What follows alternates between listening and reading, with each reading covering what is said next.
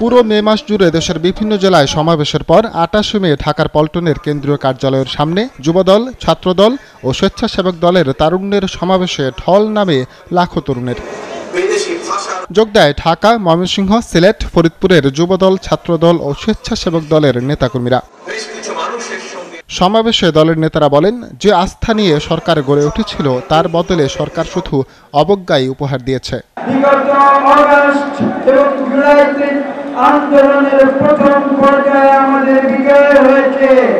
আমাদের চেয়ারম্যান সাহেব আমাদের সতর্ক করেছিলেন, আমরা বলেছিলাম যে আমাদের আন্দোলন শেষ হয়ে যায়নি। প্রথম পর্যায়ের পরে যে দ্বিতীয় পর্যায় গণতন্ত্রের উত্তরণের যে চিরদিনের যে সংগ্রাম, সেই দ্বিতীয় পর্যায় হচ্ছে একটি সুষ্ঠু নিরপেক্ষ নির্বাচন। নির্বাচন নিয়ে হেলাফেলা করা চলবে না। ওই সংস্কারের কথা বলে নির্বাচনের রোডম্যাপ পিছানো যাওয়ার কোনো সুযোগ নাই। করিডোর, সেন্ট মার্টিন আর স্টারলিংক নিয়ে নাটক না করে দ্রুত নির্বাচনের দাবি জানান নেতারা।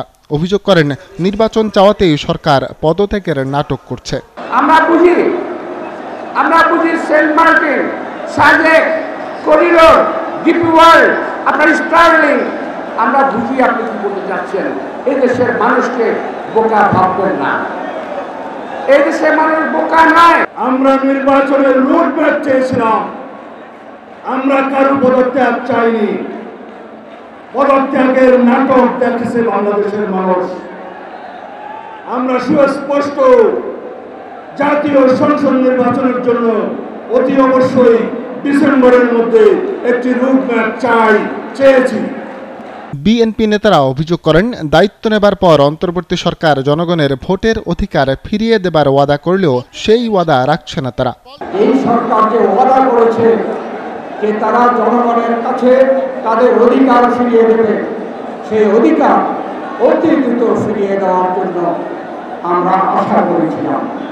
প্রায় 10 মাস অতিক্রম করছে, আমরা দেখছি জনগণের অধিকারের মধ্যে সবচেয়ে গুরুত্বপূর্ণ অধিকার হচ্ছে ভোটের অধিকার।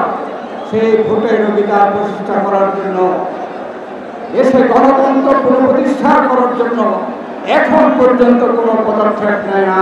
পল্টনের এই ময়দান পরিপূর্ণ লাখো তরুণে, যে তরুণেরা গেল বছর আন্দোলন সংগ্রামের মধ্য দিয়ে বিদায় করেছে দীর্ঘ 16 বছর খাপটি মেরে থাকা এক ফ্যাসিস্ট সরকারকে।